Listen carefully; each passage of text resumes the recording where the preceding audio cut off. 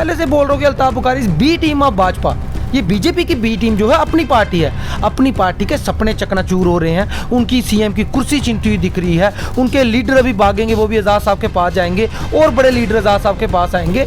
और बाकी रही बात, मैं आज़ाद साहब को आज से पसंद नहीं करता हूँ, जब से वो मुख्यमंत्री थे, जब से उनको जानता हूँ तब से पसंद करता हूँ। मैं हिंदू हूँ और मैं जहाँ से निकलता हूँ, जहाँ पे बात होती है, हर हिंदू ये कहता है कि आज़ाद साहब जैसा नेता कोई नहीं है, क्योंकि उन्होंने कभी इधर की बात उधर नहीं की, कश्मीर की बात अलग नहीं की, जम्मू की बात अलग नहीं, उन्होंने सबको एक ही सांचे में रखा हुआ है। वो नेता है। अब ये घबरा गए हैं, इनकी कुर्सियाँ छीन गई हैं, अब ये इल्ज़ाम लगा रहे हैं, बी टीम इल्ज़ाम लगा रही है आज़ाद साहब बी टीम। मेरे ख्याल से अल्ताफ बुखारी जी को डर हो गया है बीजेपी से, जो उनको स्पॉन्सरशिप होती होगी, जो उनको प्यार मिलता होगा बीजेपी से, आहिस्ता आहिस्ता वो कम होना शुरू हो गया होगा आज़ाद साहब के आने के बाद, क्योंकि इतना कदावर नेता आ गया। तो वही प्यार आज़ाद साहब को देती हो बीजेपी, इसीलिए कम हो गया होगा। नहीं, आज़ाद साहब को कौन सा प्यार देना, वो देखिए ना, आज़ाद साहब और अल्ताफ बुखारी जी की आप बात करें, कैसे कम हो सकता है? बीजेपी तो अपने लेवल पे प्यार करती रहेगी, क्योंकि आज़ाद अगर बीजेपी का हिस्सा नहीं है तो बीजेपी ने तो अल्ताफ बुखारी के साथ। आपको क्या भाजपा ने कहा कि आज़ाद बीजेपी का हिस्सा है? मेरी बात सुनिए, आप अपनी पार्टी का, भारतीय जनता पार्टी ने कहा कि अल्ताफ बुखारी हमारा हिस्सा है। एक छोटा सा रीजन बताता हूँ। ये देखिए, जब अल्ताफ बुखारी जी की पार्टी बनी यहाँ पे ऐसे ऐसे नेता हैं जिनसे सिक्योरिटियाँ छीन लेगी, इतने बड़े बड़े कद्दावर नेता हैं, इनके तो ऐसे ऐसे नेताओं को इतनी इतनी सिक्योरिटी मिली है। आज़ाद साहब को भी सिक्योरिटी मिली है, हालांकि उमर साहब को और महबूबा जी की सिक्योरिटी में कमी हुई है, लेकिन आज़ाद साहब को की सिक्योरिटी वही प्रोटोकॉल है, वही कवर है। प्रोटोकॉल में अभी जवाब देता हूँ इसका। आज़ाद साहब जो है वो जेड कैटेगरी सिक्योरिटी में है, पहली चीज़।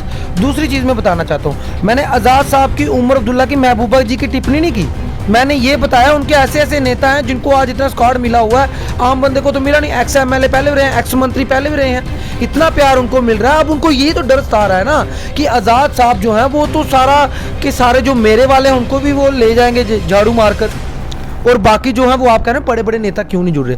अभी तो आज़ाद साहब ने पार्टी अनाउंस की ही नहीं है, अभी तो सभी आज़ाद साहब के साथ है, अभी तो सब आज़ाद साहब के साथ चल रहे हैं। अभी पार्टी अनाउंस नहीं हुई, इतनी दुनिया उनके साथ जुड़ रही है।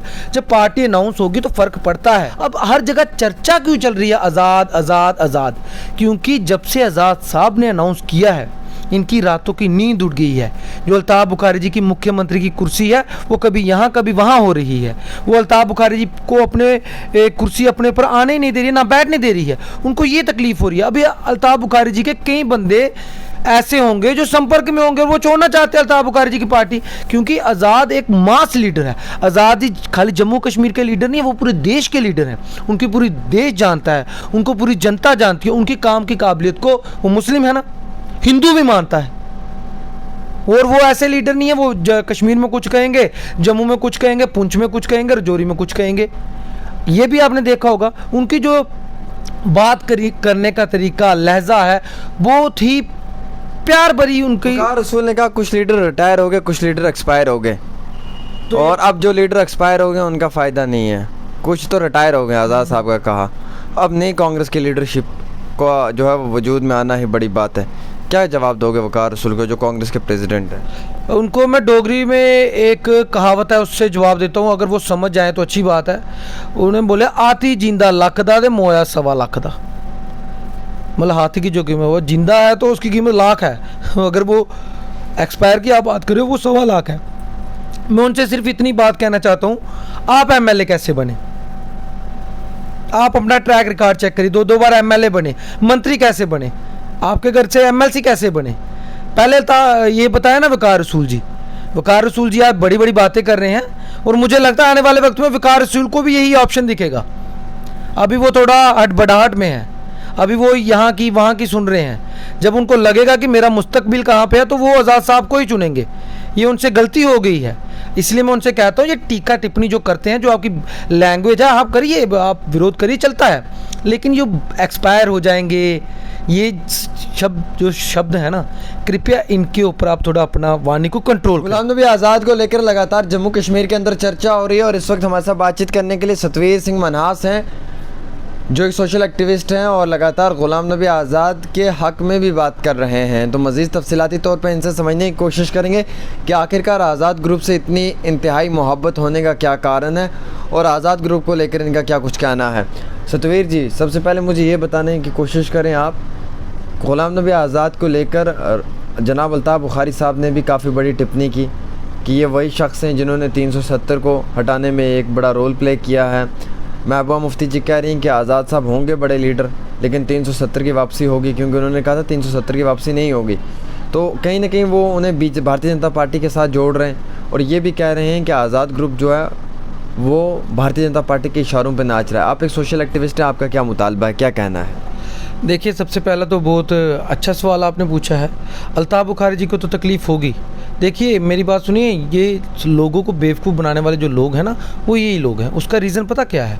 आप ये कह रहे हो कि अल्ताफ़ बुखारी साहब, उन्होंने 6 महीने 7 8 10 महीने बाद उनको अभी याद आया जब आज़ाद साहब का ऐलान कर दिया कि मैं कांग्रेस छोड़ रहा हूँ, मैं अपना एक नई पार्टी तैयार करूँगा। इस वक्त उनको याद आया। अगर यही चीज़ वो स्टार्टिंग से करना शुरू कर देते, पहले से बोलना शुरू कर देते, तो आए तो लोगों को अवेयर करते। जैसे ही आज़ाद साहब का डिक्लेयर होता है कि मैं पार्टी अनाउंस करूंगा, मैं पार्टी बनाऊंगा, मैं कांग्रेस से इस्तीफ़ा दे रहा हूं, अल्ताफ़ बुखारी जी को अचानक आग लग जाती है। किस वजह से लगती है?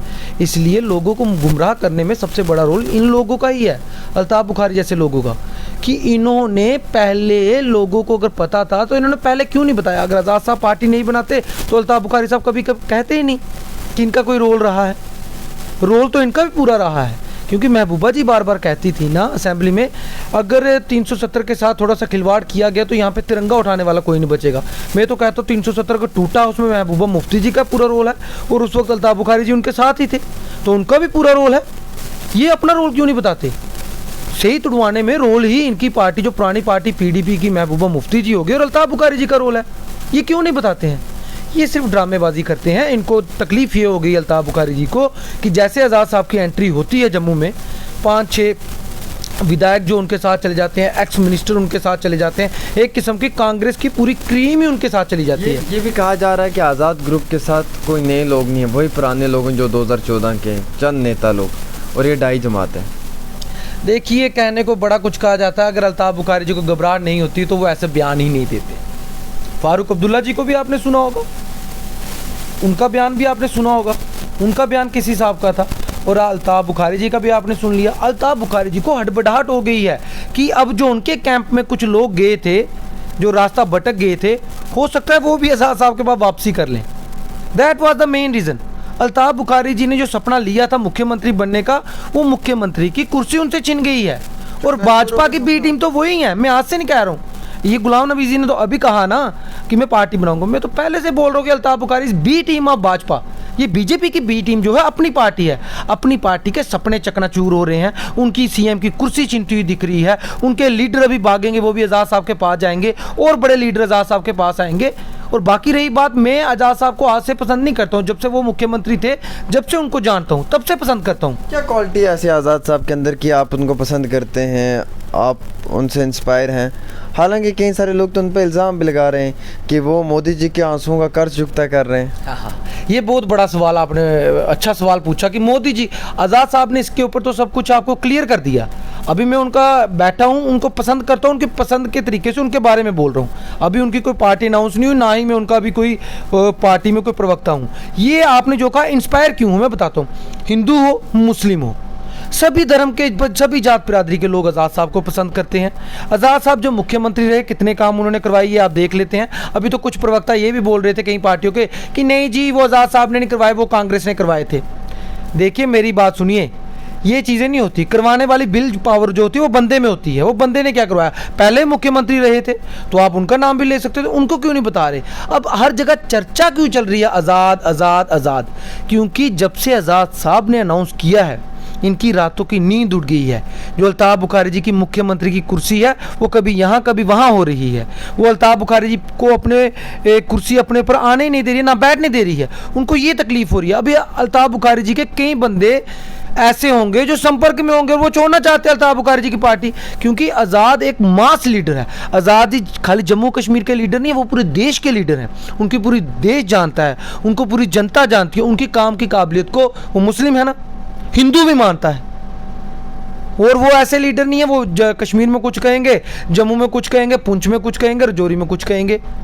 ये भी आपने देखा होगा, उनकी जो बात करने का तरीका, लहजा है, बहुत ही प्यार भरी उनकी। रसूल ने कहा कुछ लीडर रिटायर हो गए, कुछ लीडर एक्सपायर हो गए, तो और अब जो लीडर एक्सपायर हो गए उनका फ़ायदा नहीं है। कुछ तो रिटायर हो गए, आज़ाद साहब का कहा। अब नई कांग्रेस की लीडरशिप आपका जो है वो वजूद में आना ही बड़ी बात है। क्या जवाब दोगे वकार रसूल को, जो कांग्रेस के प्रेसिडेंट हैं? उनको मैं डोगरी में एक कहावत है उससे जवाब देता हूँ, अगर वो समझ जाए तो अच्छी बात है।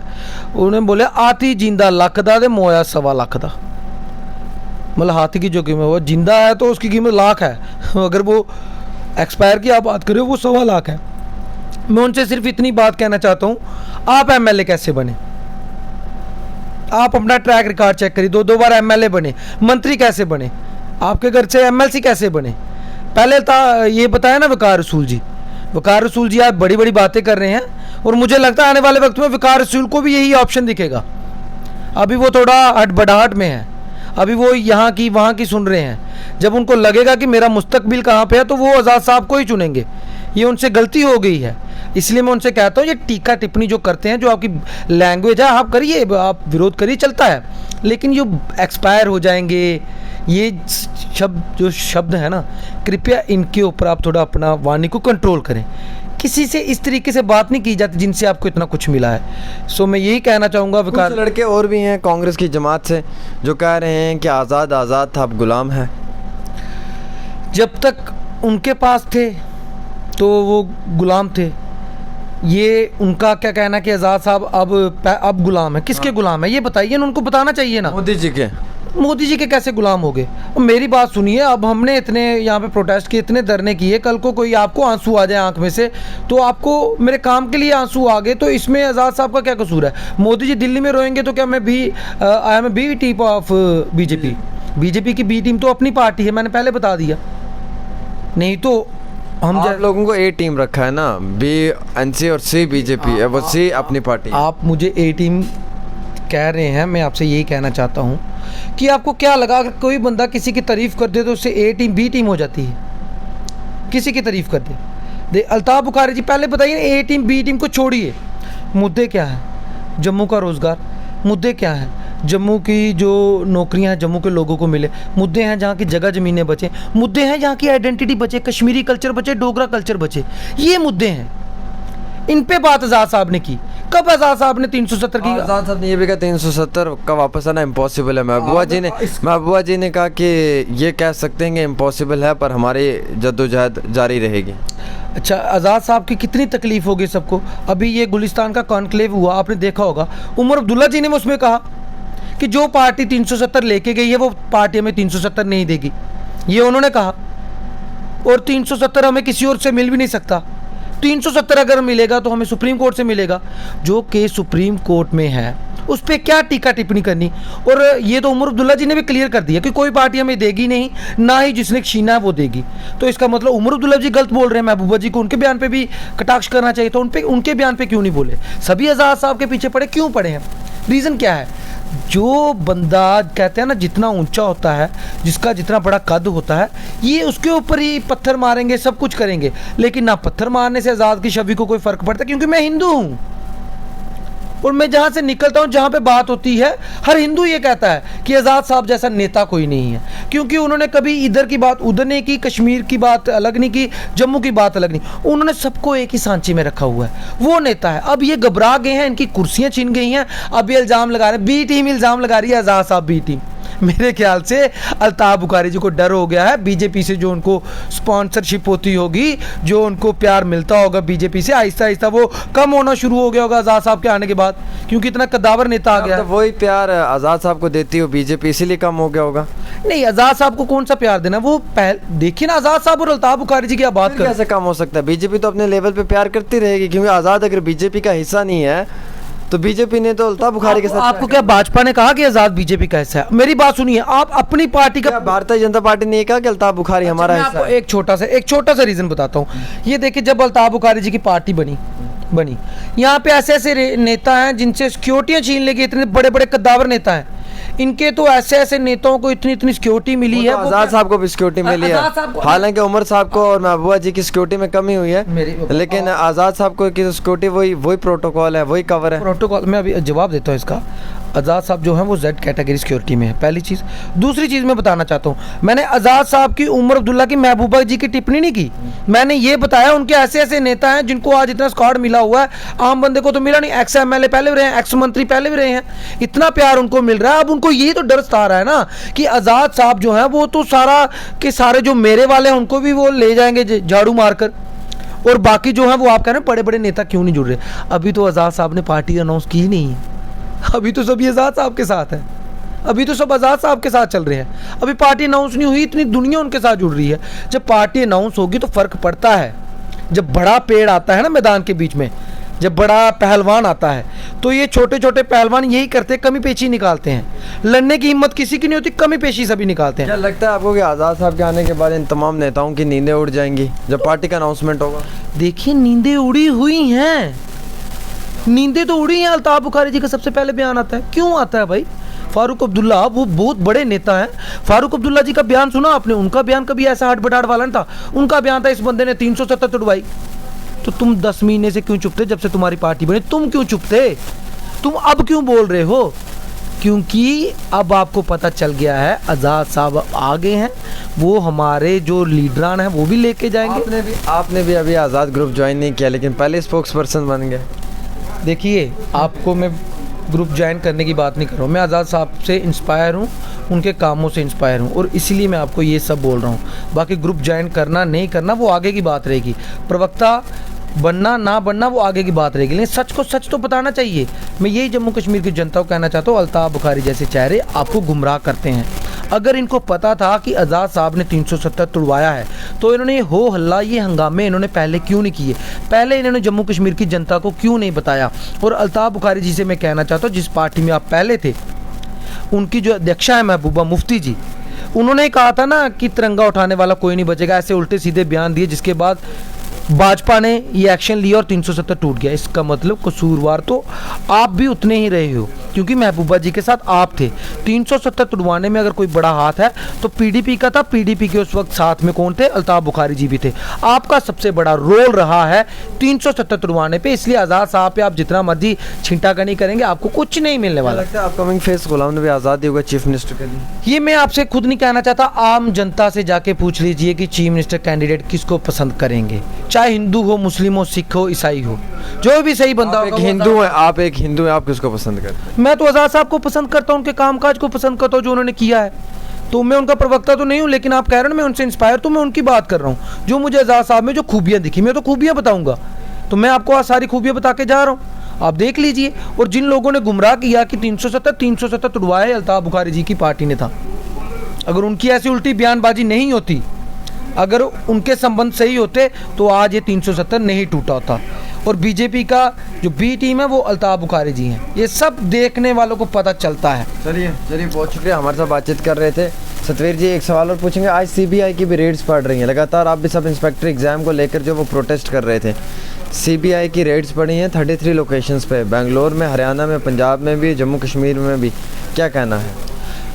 मैं सबसे पहले एलजी साहब का शुक्रिया करूंगा, बहुत बहुत शुक्रिया करूंगा कि उन्होंने वो करके दिखाया जो पहले कभी नहीं हुआ जम्मू कश्मीर में, वो करके दिखाया, इसलिए मैं तहे दिल से उनका शुक्रिया करूंगा। और उनसे ये कहूँगा कि अगर आपने इस जंग का आगाज़ किया है तो इस जंग को जीत के बताइएगा, और जो गरीब लोग हैं उनके साथ इंसाफ करिएगा। और साथ में एक बात कहना चाहूँगा कि जब आप सब कुछ कर ही रहे हैं, महाराजा हरि सिंह जी की छुट्टी है, उसको भी अनाउंस कर दीजिए। और जेके फायर एमरजेंसी वाले वो बच्चे लगातार रो रहे हैं, चाहे कश्मीर के चाहे जम्मू के, उनके लिए भी एक कड़ा एक्शन लीजिए। ये मैं आपको विश्वास दिलाता हूँ कि हम सब आपके साथ रहेंगे और आपका पूरा समर्थन करेंगे।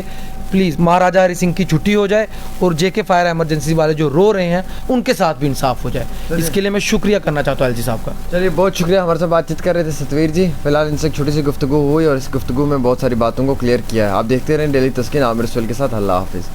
370 तुड़वाने में अगर कोई बड़ा हाथ है तो पीडीपी का था। पीडीपी के उस वक्त साथ में कौन थे? अल्ताफ बुखारी जी भी थे। आपका सबसे बड़ा रोल रहा है 370 तुड़वाने पे, इसलिए आज़ाद साहब पे आप जितना मर्जी छिंटागनी करेंगे आपको कुछ नहीं मिलने वाला। लगता है अपकमिंग फेस गुलाम नबी आज़ाद ही होगा चीफ मिनिस्टर के लिए? ये मैं आपसे खुद नहीं कहना चाहता, आम जनता से जाके पूछ लीजिए कि चीफ मिनिस्टर कैंडिडेट किसको पसंद करेंगे, चाहे हिंदू हो, मुस्लिम हो, सिख हो, ईसाई हो, जो भी सही बंदा होगा। हिंदू है आप, एक हिंदू है, आप किसको पसंद करते हैं? मैं तो आज़ाद साहब को पसंद करता हूँ, उनके कामकाज को पसंद करता हूँ जो उन्होंने किया है। अगर आपका सपना कोई सरकारी नौकरी का है और अभी तक नहीं हुआ है सफल, तो देर किस बात की, आज ही ज्वाइन करें कैरियर अड्डा जम्मू। जम्मू कश्मीर का एक ऐसा इंस्टीट्यूट जो बच्चों के उज्जवल भविष्य के लिए लगातार फ्री कोचिंग मुहैया करवा रहे हैं। JKSSB, panchayat secretary, SSC, banking और अन्य गवर्नमेंट जॉब एग्जाम्स के लिए हर सोमवार को नए बैचेस शुरू होते हैं। पिछले 4 साल में लगभग 2000 से ज्यादा बच्चे अपने सपनों को पूरा कर चुके हैं। अगर आपका भी सपना है सरकारी नौकरी का, तो हमारा पता है Career Adda Jammu, Gurudwara road, opposite doctor Dara Singh clinic, Rehari Chungi, Jammu.